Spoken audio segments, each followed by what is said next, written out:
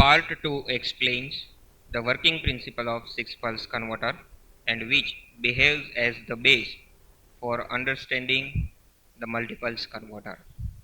So now let us understand the 6-pulse converter.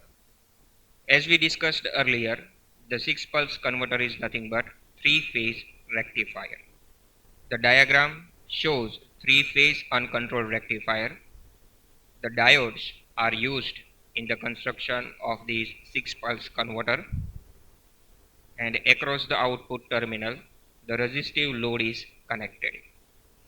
The waveform shows 3-phase AC supply, voltage across the load RD, which is the DC VD voltage, and the line voltage VAB, VAC, VBC. VBA, VCA and VCB are superimposed on this output voltage waveform to understand the working principle of this 6-pulse converter. And finally, the line current IA waveform is shown. The one cycle operation of this 6-pulse converter can be explained with the help of 6 intervals. The first interval begins at the instant pi by 6, when the magnitude of line voltage VAB becomes higher than the other line voltages. Because of that, diode D1 and diode D6 come into the forward bias condition. Current begins to flow from the phase A. It passes through the diode D1. It passes through the resistor RD. Then finally it passes through diode D6 and goes back to the supply at phase B. The line current IA is given by the supply voltage divided by RD. And here the supply voltage is VAB and resistor is RD. So IA equals VAB divided by RD, and that pulse is shown in the line current IA waveform. From the instant pi by 2 onwards, the line voltage VAC becomes more positive compared to other line voltages. Hence, diode D1 remains in the on state condition, but diode D6 becomes off and diode D2 comes into the forward bias condition. So in the second interval, diode D1 and D2, these two diodes take part into the operation. Once again, the current begins from the phase A. It passes through the diode D1. It passes through the resistor RD. Then it passes through the diode D2 in this interval, and finally it goes to the phase C. And once again we get the line current IA is equal to VAC divided by RD. We have assumed that 3-phase supply is balanced, so we can say that VAB is equal to VBC is equal to VCA. So the second pulse in the line current waveform has exactly the same magnitude as the previous pulse. So in the first interval, diode 1 and 6, in the second interval, diode 1 and 2 take part into the operation. For the interval 3, the line voltage VBC becomes more positive compared to other line voltages. So diode D3 and diode D2 take part into the operation. Current begins to flow from the phase B. It passes through diode D3. It flows through the resistor RD. And it finally flows through the diode D2 and it goes back to the supply at phase C. So during the third interval, the line current IA is not able to flow because diode D1 is in the off state condition. Magnitude of line current IA during the third interval is equal to 0. In the fourth interval, the line voltage VBA becomes more positive compared to other line voltages.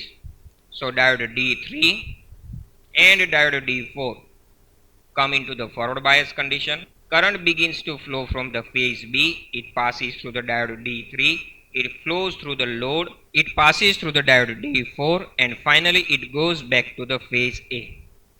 So this time the line current IA has the negative direction because in this interval the current is entering into the phase A from diode D4, and the magnitude of the line current is VBA divided by RD, but the direction of the current is reversed, because of that the pulse is in the negative direction. Same way the operation of other two intervals can be understood. So in short, the waveform of the line current IA has two humps per half cycle, which means two pulses per half cycle of the supply frequency. During the interval 1, VAB is higher than the other two line to line voltages. So diodes D1 and D6 are forward bias and thus turned on. The DC voltage VD is equal to VAB during that interval, and the line current IA equals VAB divided by RD. And during the second interval, as I explained, D1 and D2 conduct, and IA is equal to VAC divided by RD. Similarly, the waveform of IA in the negative half cycle can be obtained by considering the interval 4, interval 5 and interval 6. The other two line currents IB and IC have the same waveform as IA, but lag behind by 2 pi by 3 and 4 pi by 3 respectively. The DC voltage VD, by observing this waveform we can say that the DC voltage, the voltage measured across the resistive load RD, contains 6 pulses per cycle of the supply frequency. Hence, the rectifier is commonly known as the 6 pulse rectifier. The average value of the DC voltage can be calculated by calculating the average value over the one pulse and multiply it by 6. We can get the net DC voltage appears across the load over the one cycle period. So by doing the integration of the one pulse, the minimum limit is pi by 6, maximum limit is pi by 2, so pi by 6 to pi by 2, and the line voltage, that is root 2 V sin omega t plus pi by 6 d omega t. So when we do the integration and when we do the simplification of this equation, finally we get 3 root 2 divided by pi into V. That means 1.35 times the RMS value of the supply voltage. Now let us understand the harmonic content of this 6 pulse diode rectifier in the line current waveform. So when the rectifier operates under the light load condition with the fundamental line current IA1 is equal to 0.2 per unit, the line current waveform is somewhat spiky. So the case A, where the IA1 is equal to 0.2 per unit, that represents the light load conditions. The line current IA is somewhat spiky as well as somewhat discontinuous in nature. So the line current waveform contains two separate pulses per half cycle of the supply frequency, which makes the DC current discontinuous. And when we find the total harmonic distortion of this type of waveform, then it results into 75.7%. With the rectifier operating at the rated condition, that is 1 per unit, the two current pulses, right, when we compare these with the 0.2 per unit case, here the two pulses and here the two pulses. But in the case of 1 per unit, these two current pulses are partially overlapped, which leads to a continuous DC current. And when we do the total harmonic distortion analysis of this line current IA, then we get THD is equal to 32.7%. And when we plot the harmonic spectrum for this rated condition, then we get the graph as per C diagram. So total harmonic distortion is equal to 32.7 percentage. The line current IA does not contain any even order harmonics. You can see that the n is equal to 2, n is equal to 4, n is equal to 6, n is equal to 8, 10 and so on. All even numbers are absent. That implies that the even order harmonic is not present in this line current IA. The reason the current waveform is half wave symmetricity, which is defined by f of omega t is equal to minus f of omega t plus pi. Even when we closely observe this harmonic spectrum, then it also states that it does not contain any triple N, which is also referred as zero sequence harmonic currents, and the reason is balanced three phase system.